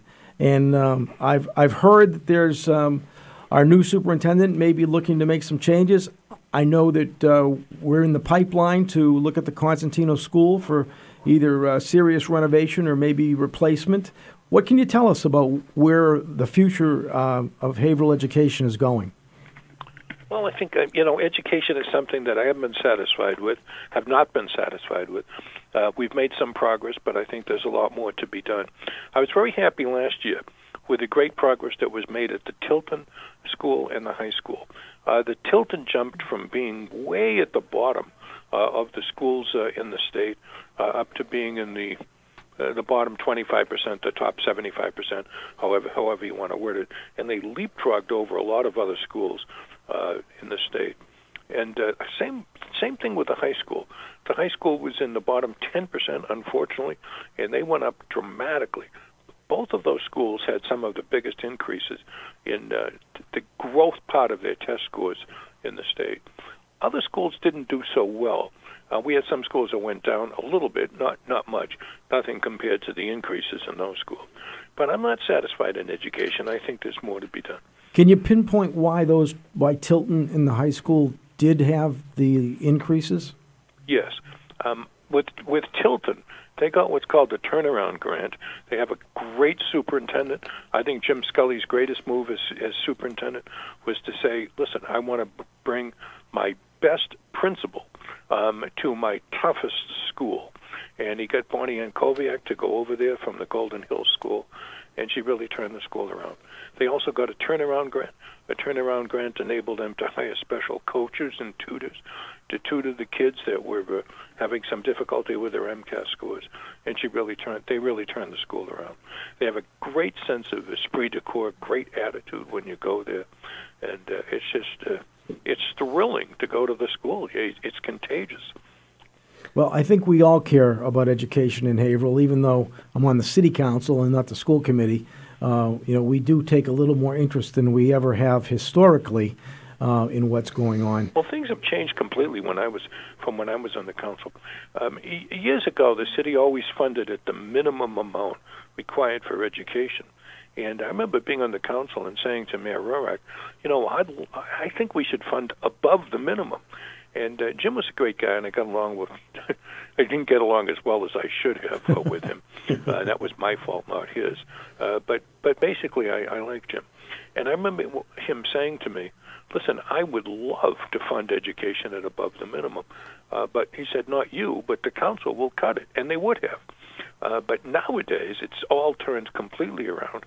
We're about $5 or $6 million above the minimum, right, the most we've ever done. And the council, far from cutting it, usually nags me to spend more on education than we're fiscally able to do. And that's, in some ways, a healthy thing. Well, I know you have to do the budget, but you have only a certain amount of money to spread around to so many hands that are begging for more. And education, of course, is an important one. So is public safety. So is so many of the departments we need just to exist. And we've starved everything for education. Last 2 years in a row, we've had some of the biggest increases in funding in the state in education. This year, we're going to have to build up some of our city hall departments. It's not as politically popular, but we've got to the point where some of these departments are struggling to function, and we're going to have to add some people. We're going to have to add some people to inspectional services. I'll be talking about that tomorrow night. If we're going to improve our housing stock, we have to have the inspectors. I'd like to add some people to the highway department. I want to give good customer service. For many of our constituents, the only thing they get for their tax dollars are what's supplied by the highway department. Only about 25% of citizens historically have kids in the public schools. Right. Fortunately, most people do not have to call the police or the fire department, and all they get day to day for their services are what we can deliver with the highway department, and I want to deliver the best service possible. This is the Open Mic Show. We're talking to Haverhill Mayor James J. Fiorentini. If you have a question or comment, you still have time to call in 978-374-1900. And we have a caller, Mayor. Can we go to that call? Excellent. Okay. Hello, caller. Hello, caller. Chris, we may not have a button right, so our producer's coming in to make sure that we can bring up the phone. Hold on, Mayor. We'll be right there. If you want to repeat it to me, that's fine. Okay. All right. Should be there, right, Chris? Yeah. Yeah. Hello, caller. Are you still there? Boy. I think our caller's gone. Our caller may have been impatient and dropped off, but They can call back. they can call back. Sometimes they call on cell phones and the call drops. Right, 978-374-1900 is the number to call in and make a comment or ask a question of Haverhill Mayor Fiorentini. You know, I had something to say. My girlfriend Whitney is a substitute teacher, and frequently she gets called into the Tilton. She absolutely loves it. That's and, great and news. she's told me that that what is the difference at that school, and there's other schools where great things are being done. It goes back to the principal, just what the mayor said tonight. In a sense, I hear it at home at the management. supper table. That's management. Yeah. Yep. I think principals are the key to turning a school around. I I didn't agree. always feel that way, but I've come to that conclusion over the past few years. Well, you saw it happen in real life last year, in particular. So, Yeah, principals are like your sergeant, so to speak. Right. They oversee and they first level of management. make sure it happens. Right. Yeah. So tomorrow night, the mayor is going to be giving his State of the City address. It will be here on WHAV along with HC Media, and there's probably a few seats left, Mayor. You think, if people would like to come into the chamber? Maybe not. It's always a capacity crowd. I've invited 3,000 people. They all show up. I don't know what the hell we're going to do. Yeah, I got my invitation Friday. You know what Well, I've learned? Not by mail. I didn't. Just talking about by email. Yes. Right. Yes. But usually usually the room is packed. But we're going to have a nice reception downstairs afterwards. Oh, nice. good. Is your niece going to be making the cupcakes? Because that's She is, that's as a a draw. matter of That is a draw. Well, those will Believe go me. early now. She Now, listen, makes seriously, I'd love to hear phenomenal. from the public, and I'm going to put this out on my Facebook page to a poll. How are we doing on the recent snowstorm? How do we do in plowing? What can we do better? It's nice to hear compliments, but I want to know what we can do better. How can we improve? And what do people think of the new 311 system we put in about a year ago?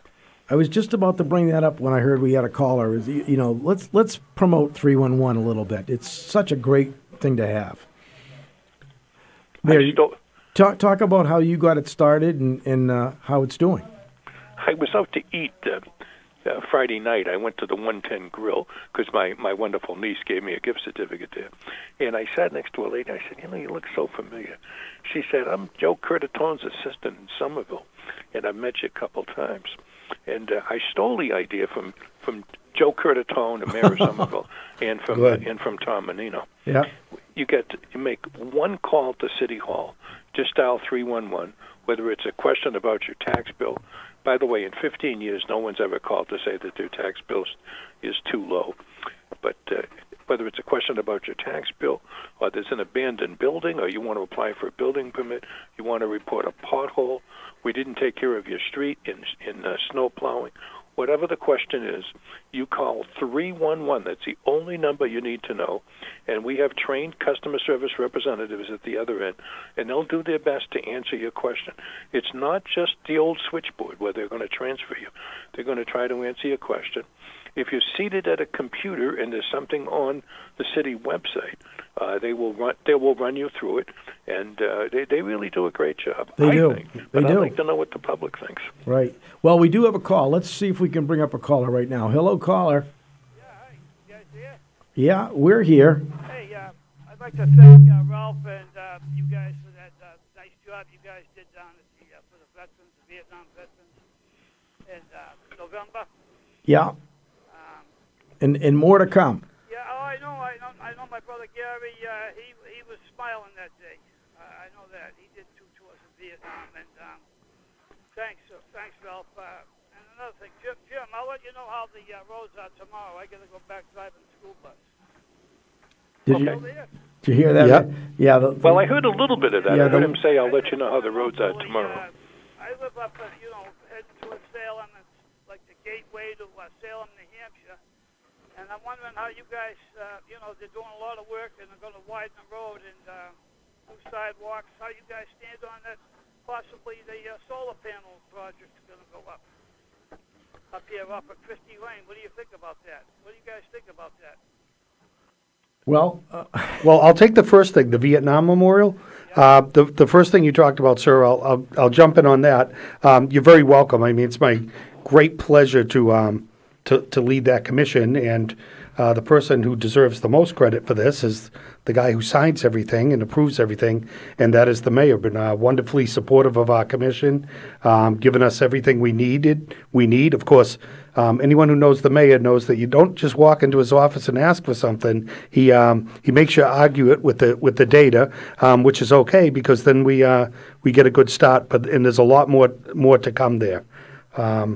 So you're very welcome, and again, thank you to the mayor and the council and the department heads, quite frankly, for all they've done for us. Well, I'll tell you how I stand. I can only speak for myself, is that I have a number of concerns. I raised some of them. I still have a few. I've spoken to some of the neighbors. I'm actually going to be meeting with the neighbors in person to go over some things. So, I usually like to keep an open mind.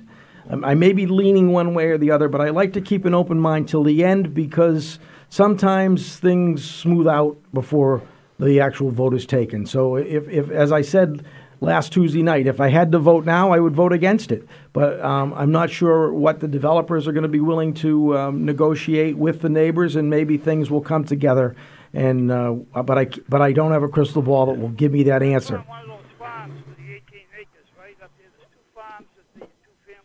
Right. I don't know. I know one of them was 2 houses down from your Uncle Joe Rayon. Right. Nothing seems to be done. But isn't this project going to go on one of the piece of parcels up there? Right.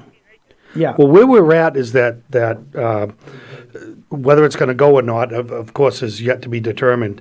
So you first asked where we're at with it. I mean, I'm a conservation commissioner. I signed the order of conditions, so obviously I favor it. Bill and I have talked about that today. We have some differences of opinions with that, but there is some stuff that has to be worked out and determined. It's over my head. We've done our thing, so to speak, and it's really up to the council and the mayor at this point. But as we also discussed, as you brought up, the Conservation Commission has a certain set of guidelines and positions that they take, and neighbors don't get really involved in your discussion, in your thought process. They came, and actually WHAV published a story about it after it's what they pulled that week off of it, and I was quite honest that there was neighborhood opposition, but the neighborhood opposition was based. We're talking about the solar panels. Yes, yeah. The neighborhood opposition that night, the Conservation Commission, was based on vistas, on views, which I'm actually explicitly prohibited from considering by DEP guidelines. And then it was also, on things that just weren't factually true, Right. like vernal pools and birds catching on fire, things that just So we have a little bit of a different sure we do. bunch of boxes to check off Yeah. as we go through. Mayor, did you want to comment on that at all? Yeah, or- please I weigh don't in. have a vote on the solar panels, but I'll tell you my feeling generally. I introduced the ordinance that required that solar panels get a special permit, because the last thing in the world we want is have our city taken over by solar panels. You want solar panels in areas that are generally unbuildable. They're too wet, they're too steep. There's various things that stop you from building them. But you want to reserve buildable land. Buildable land is not where you want them. Right. I don't know. I tell you the one thing that I do know about this parcel, and that is this, that we've got to take stronger action against the owners to get them to clean it up.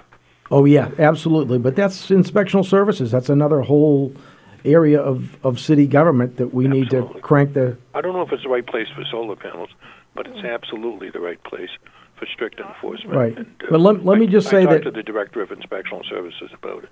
After going through what we went through last Tuesday night on the hearing for the special permit, I have put on the agenda for next Tuesday, a week from tomorrow night, 2 items. One is to have the council review our current ordinances to just see what's there, because I don't like what I was hearing the ordinance allowed for and how it allowed for it. So I want to review it. Maybe it's time for some revision. And then the other one is, because of my concerns, I think that I'm going to propose, I'm not sure my colleagues will go along with it, but I'm going to suggest that the council actually impose a moratorium, if we can get that through, so that as long as we have until we do the review and until we do the possible revisions, that we won't get these kind of projects being filed for. So I'll just say one more thing, and then I'll leave it alone, because we are on. We're going to run out of time. Yeah, we are running out of time here. I signed on to this permit. I think it's a good idea, and that's where I'm at with it. Well, I think what you think is it's suitable for the application. Yeah. Yeah. Another thing too is I have a very luxurious position, so to speak, where I don't have to worry about all I have to worry about is doing the right thing. That's right. My only concern. Not that anyone else is not trying to do the right thing, but there's also other considerations. I look at the four corners of the law, and if people have the offsets, and if it's good for the environment or not. Right. Well, we're all trying to do the right thing. We can Right. disagree on that, but Absolutely. as long as we don't Right. disagree on the basic. Yeah, we're Right. that's one of the contractor's would gonna- be one of the conditions. Yeah. If it were to get permitted. If not, I think the city will need to do its due diligence to make sure that the property gets cleaned up. Thanks for calling in. All right. I want to clarify, I'm all for solar panels. Me I too. want to put them primarily on people's roofs and in unbuildable areas. Me too. I agree with you. But with that being said, the caller is gone now. Mayor, we're going to take one more quick break, and we'll be back to take it up till 8 o'clock if you're okay sticking around. Sounds good. All right. Wonderful. Thank you very much. This is the Open Mic Show on WHAV. Bill Macek, Ralph Basiliere, and our special guest, Haverhill City Mayor James J. Fiorentini. We'll be right back. Open mic. Bill Macek and the Open Mic Show will be right back. Get in on the action. Call 978-374-1900. If you want to know what's going on at WHAV, sign up for the free monthly Wavelengths newsletter online at WHAV.net. Paul Ryan, Haverhill High School class of 1971, and Tommy Morgan, Haverhill High School class of 2013, are good sports. They're on 97.9 WHAV FM every Wednesday night from 6 till 8. Ryan and Morgan talk about local high school sports, the Patriots, Red Sox, Bruins, Celtics, and more. You can join in with your calls. Good Sports is sponsored in part by Haverhill attorney Gerard Laflamme. Good Sports every Wednesday night at 6 on the WHAV 97.9 WHAV FM.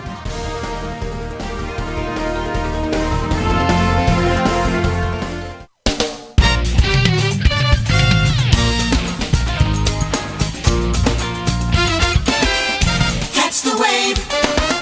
WHAV. Open mic. From the Edwin V. Johnson Newsroom, 97.9 WHAV FM presents the Open Mic Show with Bill Macek. Make your voice heard.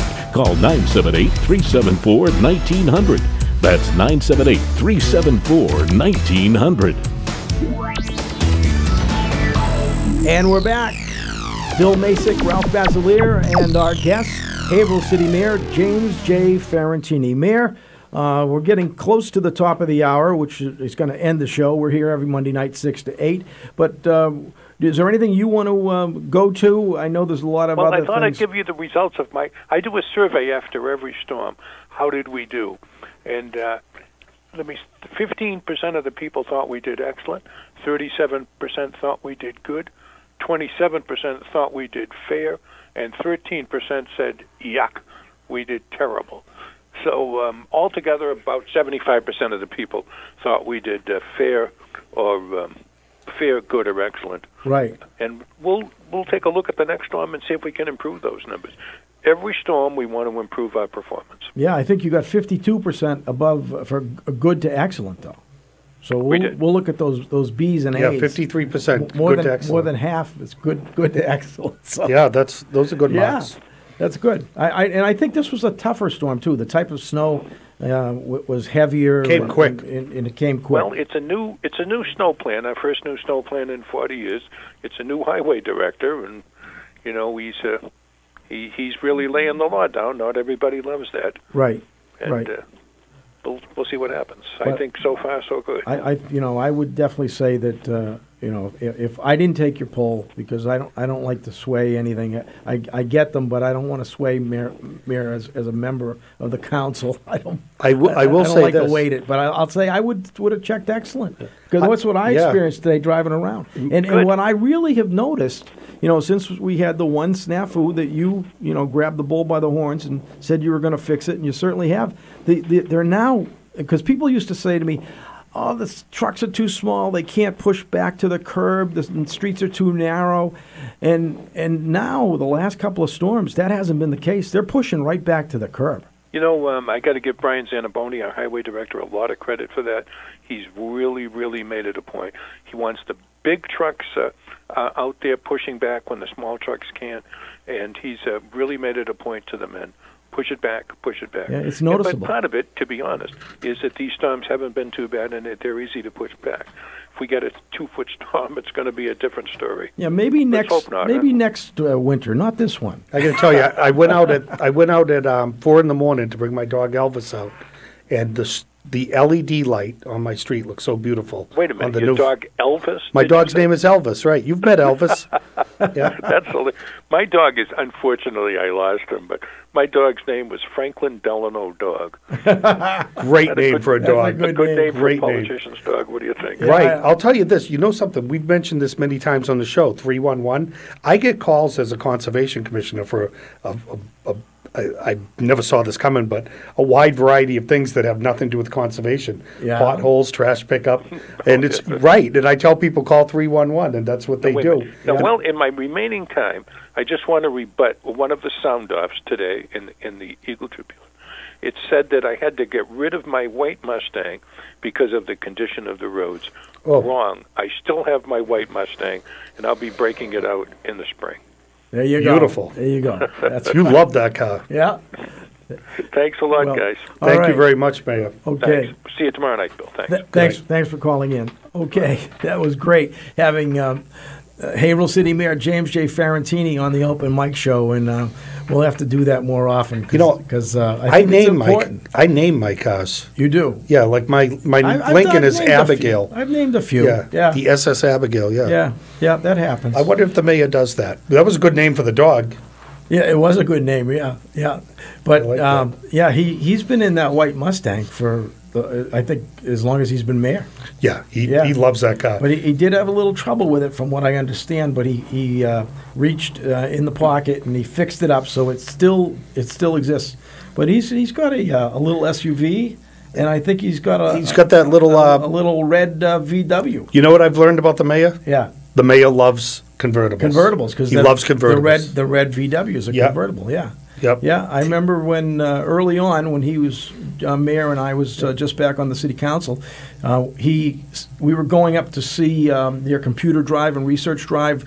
There was there's some wetlands in there, which you're I'm sure aware of. Yeah, we're going to be seeing that soon. Yeah, we were going up to see. I think that they had flooded. I think at the time, and we were going up to take a look. And he said, "Let's go in my car." And he had his convertible down. So I got a ride in the white convertible. And I saw Governor Polito make a speech once where she referred to driving around in the white Mustang with getting the top the tour down. of the city. Yeah, right. Yeah. So it's almost a famous. Well, some guys like motorcycles, and some guys like trucks and SUVs, and the mayor clearly likes convertibles. I think you're right.